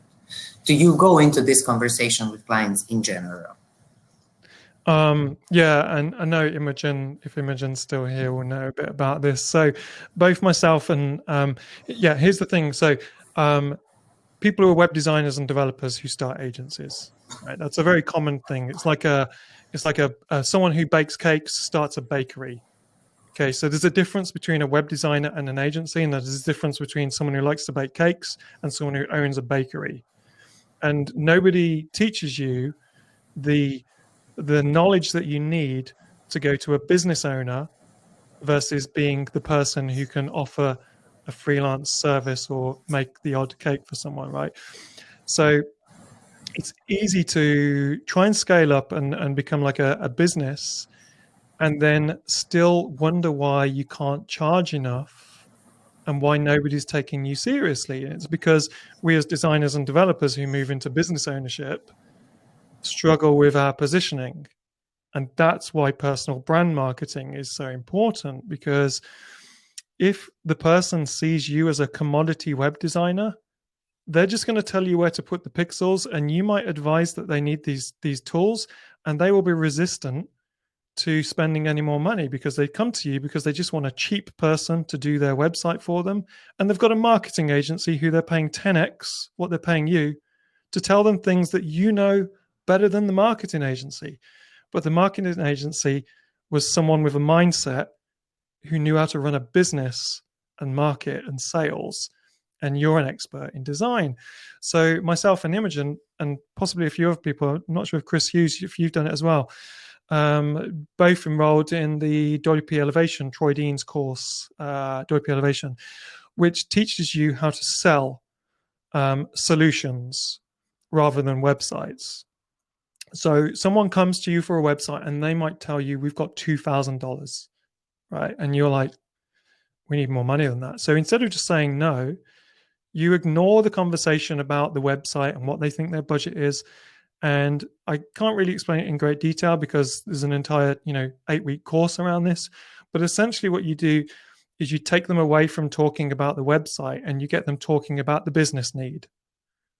And as soon as they're telling you about the business need, then you can start creating a proposal for them that is answering their business needs, as opposed to talking about what color the website should be. Once you've established the business needs, I think it's much easier to have a conversation with that client and say, you told me this, you said you wanted a website, you do need a website, but the website needs to do this for you. And in order to do that for you, it needs to, these are the tools that you need, and this is the strategy that you need on your website. So I think that that's how you can get your clients investing in tools that you need to help them have a good solution, is to get out of talking tech with them and roll it right back to talking about solutions. And WP Elevation will show you, and it works, that if you are selling solutions rather than websites, that you will triple or quadruple the budget for exactly the same piece of work. Plus, you're much more likely to have an after project retainer with that because you've helped them design the strategy, and usually it's been broken down into stages. So Maya, you're still here. Give my internet a second. So let me have a look, see if there's any questions in there. I'll just can't actually read without my glasses on. So let's see. Barry says that. Peter's jumping off there. Chris, so you said, I guess you could use a mix of Google Analytics and each tool provides breakdowns. Yeah, so Convertful, for instance, and ConvertBox, those pop-up tools, they are really useful to see how many people clicked on the ConvertBox that you want and how many people then went through to the to actually put their email address in the box there. So, but honestly, I think you can go and buy a bunch of analytics tools, but if you don't know what you're actually looking for in a measurement, it's kind of pointless to do that. So you need to know what you're looking for in a measurement before you go getting all the tools. All right, so I do have one or two more slides that I did want to bring up, if that's okay, Maya. Sure, and then we can answer later Suman's questions. Suman, please be patient with us a little bit. Chris, you did do WP Elevation, brilliant. It is an incredible course, and I'm not here to sell that course, but I can just say that almost everybody that does it comes out with the ability to sell, and that's pretty awesome. A pretty awesome skill to have from a technical or creative background kind of person, where that doesn't come naturally at all. All right, so I'm just going to share my screen just for a minute, because I briefly want to just get into something that I think is really important, which is your outbound and your outreach. Now, you see there's only 2 slides here, right? So don't worry. One thing, I was talking earlier about how people send me gifts, and how I can't tell you how much loyalty that has created with those people when they send me a gift, and how much I want to help them after that. So one of the tools that I had on here, and don't get obsessed with these kind of things, trying to find the perfect project management tool, is a project management tool. Now, I personally like Freecamp. Some people like Basecamp. Some people like ClickUp. Some people like some other things like Trello. Right? I found that I don't get much success trying to get my clients engaging with the project management tool. I just don't seem to get them in there. They like email, they like video calls, so I leave them to do it the way that I like to do it. But what I do use my project management tool for, or did when I was at least doing the agency side of things, was making sure that I had a simple process for when I need to bill them the first 40%, when I need to bill them the next 40%. And in my agency with Dicky Birds, we brought in a guy called Adam Lacey, who's not actually related to me at all. We brought him in as a consultant to help us to improve our processes, and he did an amazing job with that.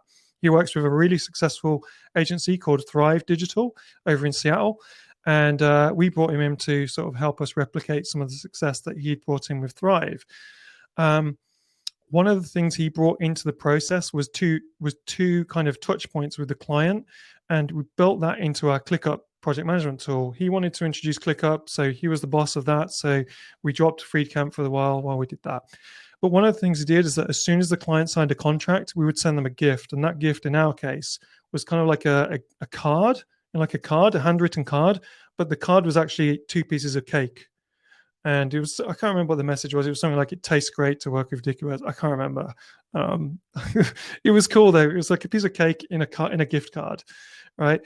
But also when they paid the final payment as well, we also sent them a gift then, and that was something a bit more personalized. So if we knew they liked, beer or something like that, we would send them a case of BrewDog beer or something like that, and that would really help them remember us and shout and remember to recommend us to other people. And it does go a long way. It feels great when you get a gift, and it feels brilliant when you give one, and your clients will love it when they get one as well.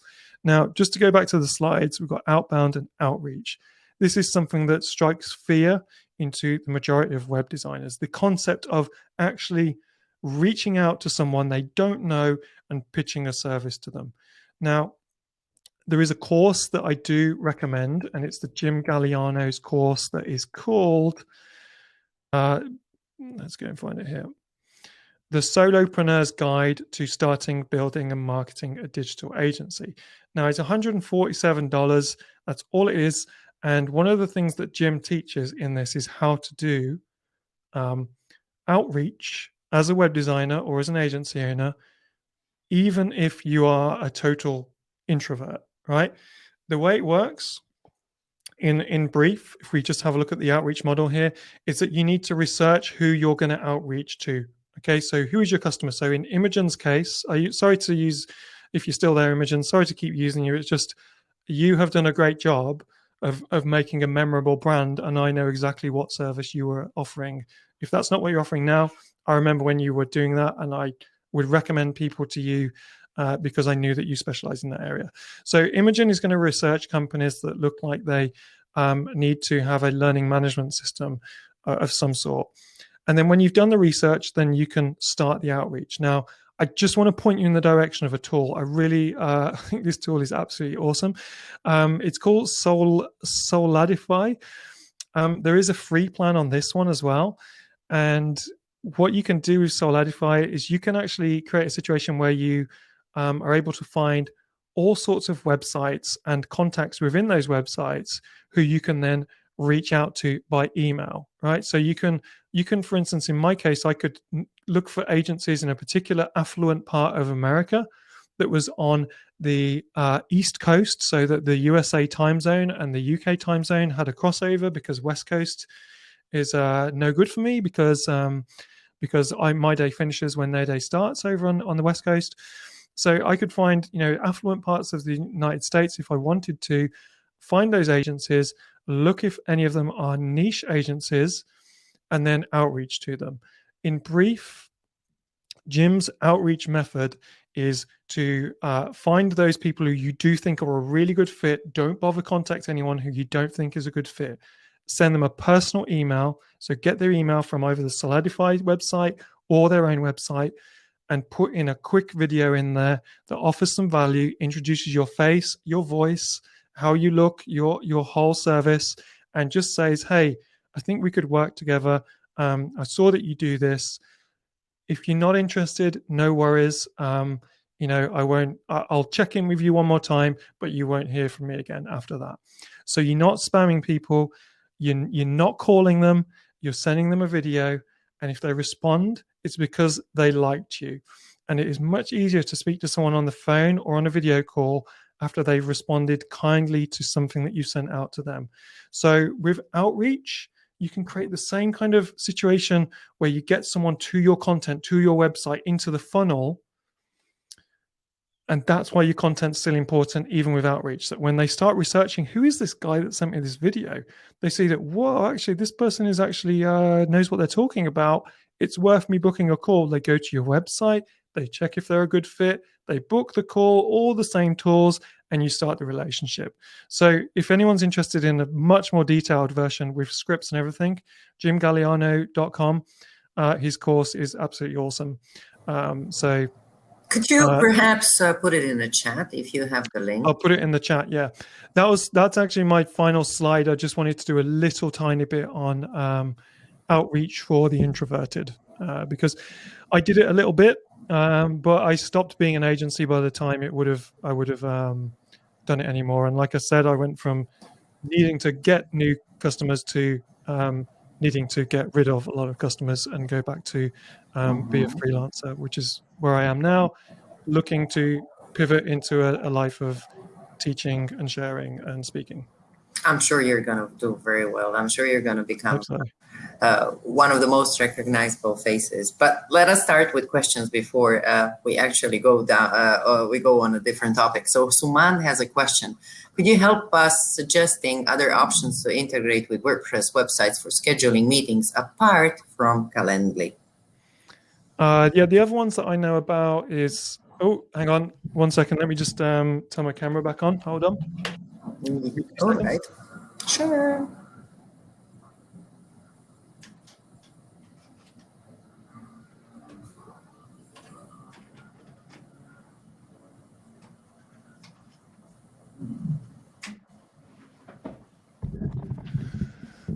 Should be back now. All right. Yeah, so I think it will come back on in a minute. But the tools that I know about, there's Book Like a Boss. Let me just see if I can get the camera coming through. Okay, am I still just stuck at the moment, or am I moving? Oh, and now I can't hear you. Oh, you're muted, by the way. Anyway, it doesn't matter. I'll just be the still version of me until it sorts itself out. So Book Like a Boss is a tool that I used specifically for that. Adam Lacey moved us over to Calendly because we were able to book meetings with Calendly for 2 people. So when we were doing our onboarding for clients, a client would be able to book a meeting that matched both my calendar and Adam's calendar. So so I don't think Book Like a Boss did that.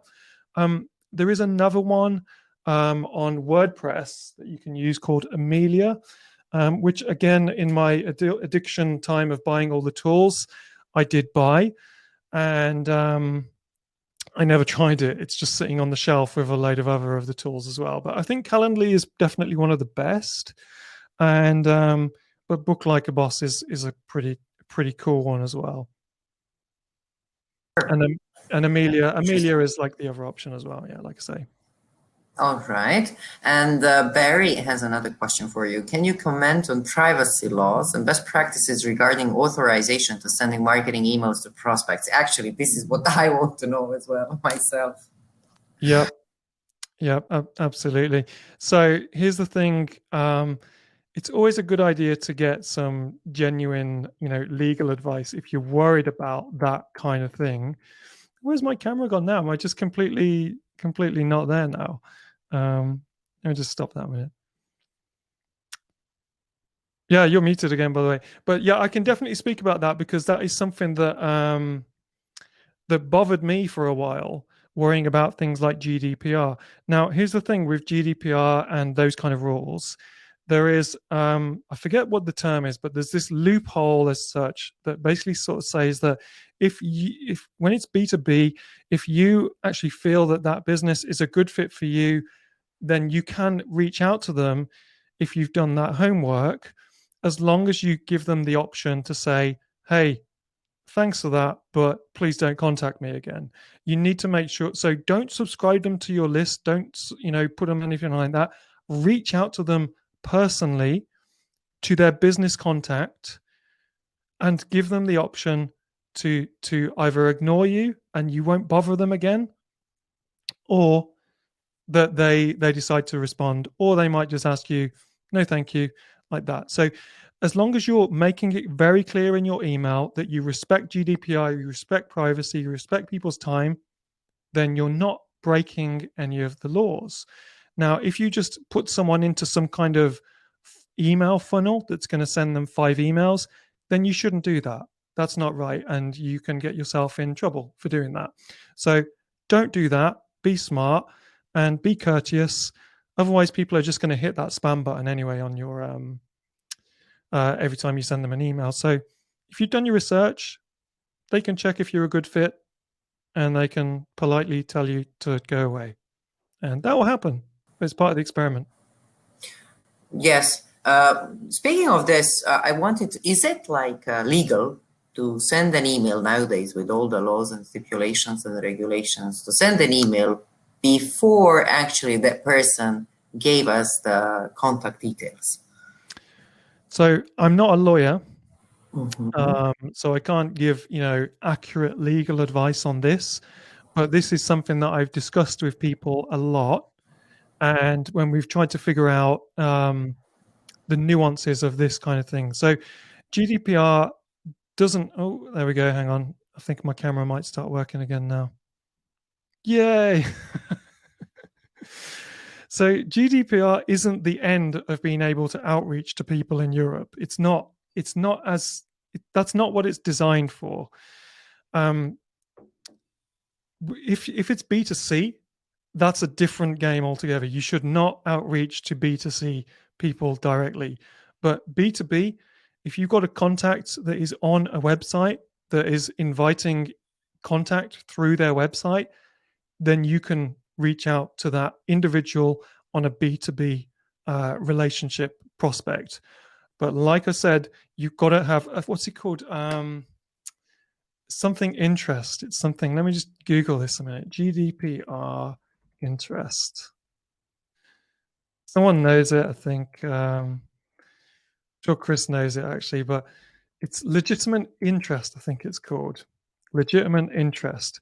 And it's basically saying, the reason I've reached out to this person is because I researched what they did and I felt that we were a good fit, and I felt that there was legitimate interest in me reaching out to them to start a relationship, not necessarily to sell them a product, but to start a relationship. But I gave them the option that I will never contact them again. So I think it's important to go and do that research yourself. But all the discussions that I had with other colleagues and some of those people, one of the people who talked about that had a GDPR product, a GDPR checking product. And that's the advice that they were giving. And that's the advice that other marketers were going with within the industry. Be smart. Be this is people's inboxes you're messing with, and you will get sent to spam if you do it wrong. I hope that makes sense, Barry. Like I say, I'm not a lawyer, but that's Not how yet. that's how At I least not yet. I'm sorry, he's not a lawyer. Not Never. maybe he will enter a law school. We will see how it will look. You need to be wise, exactly, Barry. Yes, but what you're suggesting is to be wise, and that means a lot of work and understanding beforehand. So I think that knowledge and hanging out with people who actually have the knowledge, who could advise you on certain things, I think it's one of the preconditions of the success at the moment, with all these variations, US, Europe, I don't know, some other continents and stuff. Canada's got one. Yeah, Canada's got some laws. And Australia and China and Germany, California, different privacy Correct. laws in different places. So your homework. Do your homework in the way you're marketing. Correct. Do you, for instance, let me just ask you a question. Like, let's say you have a client that you just acquired from Germany. Would you consult a solicitor in Germany for IP rights and in general, in order to understand what you can do on behalf of your client, or you would just read online and get the information like that? What's the scenario? Let's say the scenario is you got a German company who'd like to work with you. Let's say they're in sales. Canada. Okay, you got a company from Canada. Barry's asking. So let's say we have a company from Canada, and you're not familiar with Canadian GDPR laws. So what do you do as a freelancer? I mean, we didn't finish the private schools in sense of law or economics, so we wouldn't have this prior knowledge, anything about it. So how do we, what would you do? I think that as web designers and freelancers, we need to be careful what we're advising to our clients. So what we can present to a client is a good funnel, for instance, and say, here is, we've looked at what your business needs. This is what it needs. There is a point here where you and a new customer connect somehow. You should speak to your legal people, if you've got them, or do your research to check that this thing that your business needs isn't going to cause you a legal issue. Because if you've done that, like the WP Elevation process of finding out the business needs over just talking about the website colors and the fonts, you tend to end up finding out what the business really, really does need to do online. And sometimes that will there will be a legal aspect on there. And the thing to avoid is your clients trying to put that responsibility onto you when it's not your area of expertise. So you can say, oh, it's okay, no, I'm not going to go and get a privacy policy from another website that I have done and change it for you, because that's what clients will ask you sometimes. They're like, can we just go and get, and if the client says something like, I'm just going to go and do this, is that okay? Do you think if that is that okay? Say, I don't know. I can't tell you that is okay. You need to ask someone who knows if it's okay or not. If it's okay, and if your gut instinct is that it's not okay, then tell them you think it's possibly not okay. But if you don't know, never tell them that it's okay, because you're the person who said it, and then they'll go forward and be like, Paul said it was fine. This is what I'm going to say in the end of this meetup. Paul said it was fine. So, yeah, but it's very, the perception of web developers and designers maintaining, or let's say doing a business development on websites, they expect that the website developer or designer has the topic covered fully from any angle.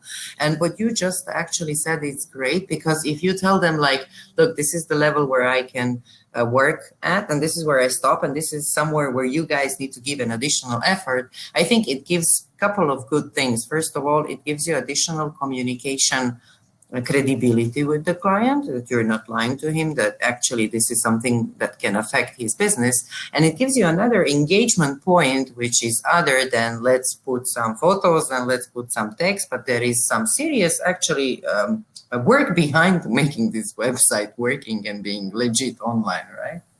Yeah, yeah, exactly. I think for me, this is the danger of a freelancer scaling to a small agency. You get more responsibility. So, Dicky Bird's my agency that we're shutting down. We did the consulting, the design, the strategy, and launched the website. We didn't do marketing for them. We were like, our solution is someone comes to the website, we get them to the end of the contact form or the checkout. Like that's so we do everything in between then, the UX, all that sort of stuff. But if there's marketing aspects, before or after the website part, we didn't really specialize in that. Me as a freelancer now, I'm only doing for those couple of clients, mostly consulting in and around the user journey and the actual design of all the different pages. I'm not even building the websites for people anymore. Someone else is doing that, and that person is talking directly with the customer. So if any of you watching or listening this is finding yourselves completely overwhelmed trying to run a small agency, then you could consider what I did as a strategy to fix your life and go to being a freelancer, doing the one thing that you do really well and ejecting all the problem aspects. So I know that all that stuff that like you said, Maya, that the customer wants you to take responsibility for. Oh, what about the accessibility that I never mentioned until right at the end? Oh, the website isn't #1 in Google for buy books online, and I paid you $3,000. What's going on? What about our privacy policy? Come on, Paul, this is the website. It's your thing. For me, the challenges of managing those expectations in this space now are greater than I've ever seen before, right? I've been doing this for 15 years, and I've never known a situation where the life of a business owner who needs a website to move forward, it's so much more important that they need these websites now, that they put more and more, they try to put the responsibility on the web designer or the web agency. And there's a lot of people who say yes in agencies because there's a lot of competition. You're trying to win the work. You're trying to pay the bills and pay the staff and stuff like that. But we've got to be really, really careful not to take on responsibility that shouldn't be with us and just resist it. For me, I couldn't actually get that balance in an agency model. I just wasn't able to do that. So I just decided, you know what I can do really well is design UX flows and user interface and website visuals that I know solve a problem because I've done the whole thing before. So an option if you are a stressed out agency owner is be a chilled out freelancer instead. And the difference is, I think, as a freelancer, you can work on your side projects more because you're not completely overwhelmed all the time. And that's why I'm able to, start working on my content creation and teaching and sharing and stuff like that, because I was too mentally exhausted as an agency owner to do it. So just be careful, because it's not your responsibility. You don't have to do it. And if you're finding yourself forced into doing these responsibilities, and it's the only way that you can make money, you're probably not doing the right job. Yeah, I think that Barry is very active. Thank you very much, Barry, for all these questions. It really enriched the message that we wanted to put out and put across to WordPress community. I don't know if we were able to answer his last question in sense of do you have a visual word boilerplate to deflect this back to prospect and the customer? No, actually. No. Yeah, I know. It's I think one of these situations is don't sugarcoat it. I wish I did. I've written it that many times. I've written the kind of, but I think what I would sort of say is that if rather than to reflect it back to the customer, I think that conversation is good to have right at the beginning of a relationship. So when you're onboarding and they're seeing you as the expert, that's when right at the beginning, just before you start getting into all the trouble and all the stress and stuff like that, at the moment that they are seeing you as the expert and they want you to solve that problem for you, that's when you can establish the boundaries and you can bring up things like security there. So you can advise on options. You can say, if you want your website to be fully secure, then you probably need to spend more money than the website. You can go to Cloudflare and you can spend $2,000 a month, and you can say to that, and their client will be like, "Wow, that's a lot of money." And you can say, "Well, how much do you think your bank spends keeping your bank account? Millions a month. And what do you want? You want to use WordFence free, and you think that's okay, and you want me to tell you that that's okay? I'm not going to tell you that that's okay. I'm going to say, look, there's a really good solution, the $2,000 a month. Clearly, you can't afford it. There's an option that's free. You need to maybe go somewhere in the middle. But my advice to you, client, is get the best solution you can afford. And then present, Security, Cloudflare, WordFence free, or something like that, and let them make the decision. But you've advised them they should go for the best that they could afford because it's important to them. And if they don't go for the best that they can afford, then it's just it's a risk versus reward that they're taking on for themselves. So, and if you're consistent in this approach, that they ask you this question, you feel the stress, you can feel it in your stomach. I don't feel comfortable with this question. Say, I'll come back to you on that. Go away, relax, speak to your accountability partner, speak to someone else. Say, I'm not comfortable with this question. I don't offer that service. What should I say to this client? And you'll find people in the communities like the GoDaddy Pro community and Facebook communities will be more than happy to give you advice and say, this is what you should say. You did the right thing by not answering that question. So then you can build up your own weasel words, boilerplate, and use it every time. But I didn't do that. And this is the thing. I didn't do it because I didn't do a lot of things right. So, Well, very soon we will have a talk on actually creating such boilerplates, and maybe, I think you've signed up for our event platform, so most probably you'll get notified. But this is a very good, keyword to say that it's not about technical. When it comes to creating and maintaining the business, it's not about what technical wise, but it's actually how you communicate, both with the client, both with the suppliers, both with how you create content. And there is a lot of skills that each web developer and a designer has to have in order to succeed. And I'm sure it's not easy. Yeah. And yeah, Barry, I agree. You learn the most from your mistakes.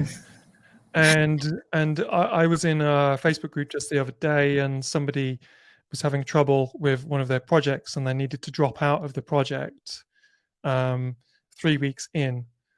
And a lot of people were suggesting to say sorry to this client, and you should own up to the things that you do wrong, but be careful what you say, because I said sorry to a client once and they tried to sue me for a whole year.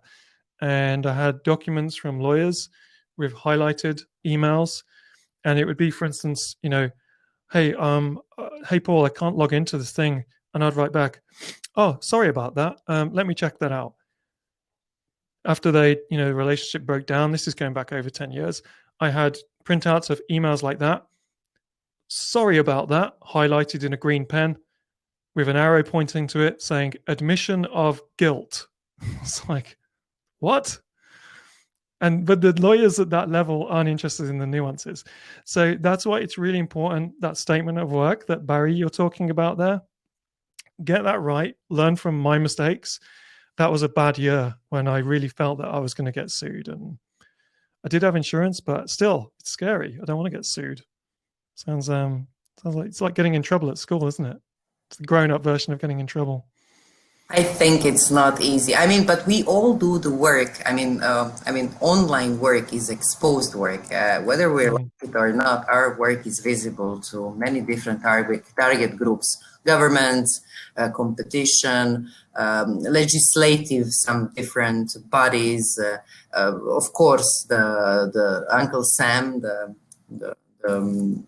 the taxes, and we should all be aware that whatever we do, regardless of what we know, that actually we are held accountable to a point. Well, to be honest with you, I mean, I think we had for 2 hours. Usually our meetups are 1 hour, but today I think we exceeded like 2 hours already. So I hope you had enough water, Paul, to hydrate in the meantime. Because you spoke a lot. I really would. On behalf of all of us, because not everybody's on screen, I would really like to thank you for today's session. I hope we will have you as a guest soon, maybe for some other topic as well, where we can share more knowledge and education, what is actually going to be your call in the next years to come. In the meantime, our next event is next Monday, and actually we'll be talking about video content and the brand identity being created through a video content. So if you'd like to join us, please do so. Prepare your questions. Paul, what else to say? Is there any key takeaway, like one sentence that will actually make this meetup, that will actually characterize this meetup? Just less moving parts. Keep things simple. Yeah, I will write it in the chat. So keep things simple. And Chris is saying this was great, some awesome value in this. Love how honest Paul is about things you don't always work. And Kim is happy. Thank you, guys. We are also happy. I mean, I'm very glad that if this is the first time that you meet Paul, or maybe this is some other time because you worked with him, he didn't change. He's still one of the best WordPressers that I know. Thank you, Paul. Thank you very much, and thank you, everybody. So until next Monday, thank you very much for being part of our GoDaddy Pro EMEA meetup, and I wish you a great time. Please don't forget to visit WP Build's website for the podcasts and shows. Please also don't forget to that we have WordCamp Greece this weekend coming. So if you like the Greek culture and perhaps you know some Greek WordPressers, join GoDaddy Pro booth at WordCamp Greece. And until next time, I wish you all the best. Thank you.